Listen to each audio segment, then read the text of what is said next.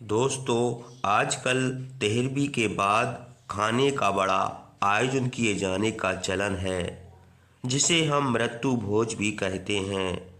आज ज़्यादातर लोग पूजा और तर्पण के बाद अपने सामर्थ्य से ज़्यादा करते हुए ब्राह्मणों के अलावा रिश्तेदारों और गांव के लोगों को भी भोजन कराते हैं, इस उम्मीद से कि उनके मृत परिजन की आत्मा को शांति मिल सके।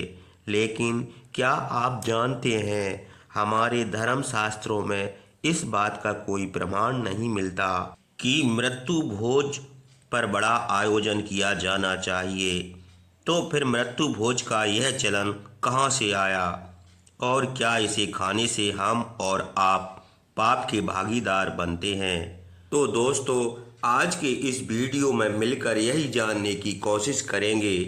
तो मित्रों, नमस्कार और स्वागत है आप सभी का एक बार हमारे चैनल पर। जैसा कि आप सभी जानते हैं, गरुड़ पुराण में मनुष्यों के कर्मों का लेखा जोखा मिलता है, जिसमें यह भी बताया गया है कि मृत्यु के बाद आत्मा के साथ क्या क्या होता है।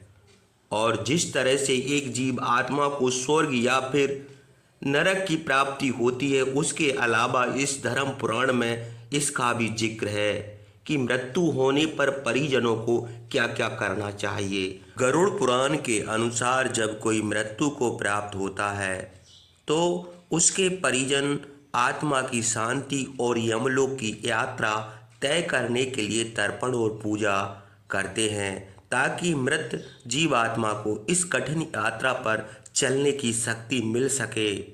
दरअसल जब जीव आत्मा शरीर का त्याग करती है तो वह निर्बल हो जाती है। ऐसे में उसके परिजन 12 दिनों तक जो पिंडदान करते हैं, उसी खाने से जीवात्मा को चलने की शक्ति मिलती है। मृत्यु के 10 दिन तक जो पिंडदान किए जाते हैं, उससे मृत आत्मा के विभिन्न अंगों का निर्माण होता है। 11वीं और 12वें दिन के पिंडदान से शरीर पर मांस और त्वचा का निर्माण होता है। फिर 13वें दिन जब 13वीं की जाती है, तब मृतक के नाम से जो पिंडदान किया जाता है, उससे वह यमलोक तक की यात्रा तय करता है।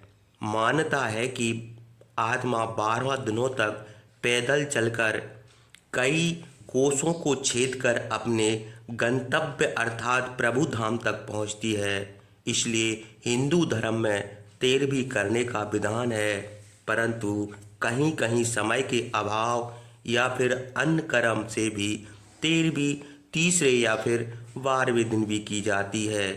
इस दिन मृत्यु के पसंदीदा खाद्य पदार्थ बनाए जाते हैं और फिर ब्रह्म भोज आयोजित कर ब्राह्मणों को दान दक्षिणा देकर मृतक की आत्मा की शांति की प्रार्थना की जाती है।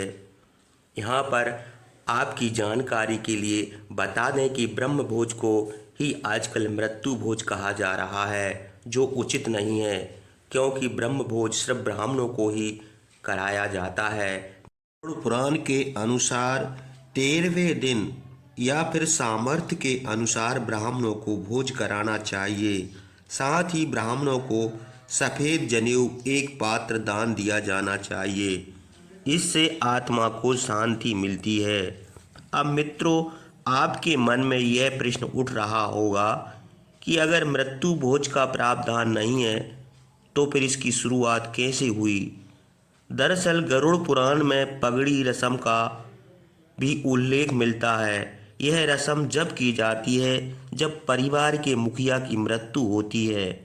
इसके बाद घर का नया मुखिया चुना जाता है और घर के सबसे अधिक उम्र के जीवित पुरुष को रस्म तरीके से पगड़ी, जिसे दस्तार भी कहते हैं, जो पगड़ी के रूप में बांधी जाती है। रस्म पिछड़ी संस्कार या तो अंतिम संस्कार के चौथे दिन या फिर 13वें दिन आयोजित किया जाता है। यही नहीं, घर का नया मुखिया चुनने जाने पर रिश्तेदार और गांव वालों को भोज के लिए आमंत्रित किया जाता है, जिसे आजकल मृत्यु भोज से जोड़कर देखा जा रहा है।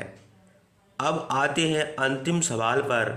अगर कोई मृत्यु भोज का आयोजन कर रहा है तो क्या वह गलत है? और जो भोज खा रहे हैं, क्या वह कोई पाप कर रहे हैं? तो मित्रों, इसका उत्तर वैसे सीधे तौर पर तो धर्म शास्त्रों में नहीं मिलता, लेकिन अगर आप महाभारत के अनुसार पूर्व की एक प्रसंग पर गौर करेंगे तो आपको इसका उत्तर मिल जाएगा। दरअसल यह बात महाभारत के युद्ध से पहले की है। श्री कृष्ण ने दुर्योधन के घर जाकर संधि करने को कहा। भगवान श्री कृष्ण ने दुर्योधन को हर तरह से युद्ध नहीं करने की सलाह दी, लेकिन जब दुर्योधन नहीं माना तो श्री कृष्ण वहां से लौटने लगे। ऐसे में दुर्योधन ने उन्हें भोजन करने के लिए कहा। तब श्री कृष्ण ने कहा, हे दुर्योधन, जब खिलाने वाले और खाने वाले का मन पसंद हो तभी भोजन करना चाहिए, लेकिन जब दोनों के दिल में दर्द और पीड़ा हो तो ऐसी स्थिति में कभी भी भोजन नहीं करना चाहिए, क्योंकि ऐसा भोजन व्यक्ति की ऊर्जा का नाश कर देता है।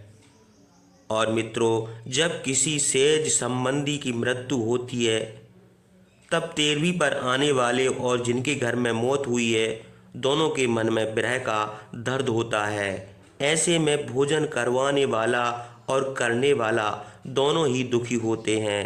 अतः मृत्यु भोज 13वीं पर भोजन नहीं करना चाहिए। मित्रों, अंत में बस इतना ही कहूँगा कि दिखावे से भारी इस दुनिया में मृत्यु भोज एक तरह का दिखावा ही है, जिस पर लोग लाखों रुपए खर्च करते हैं।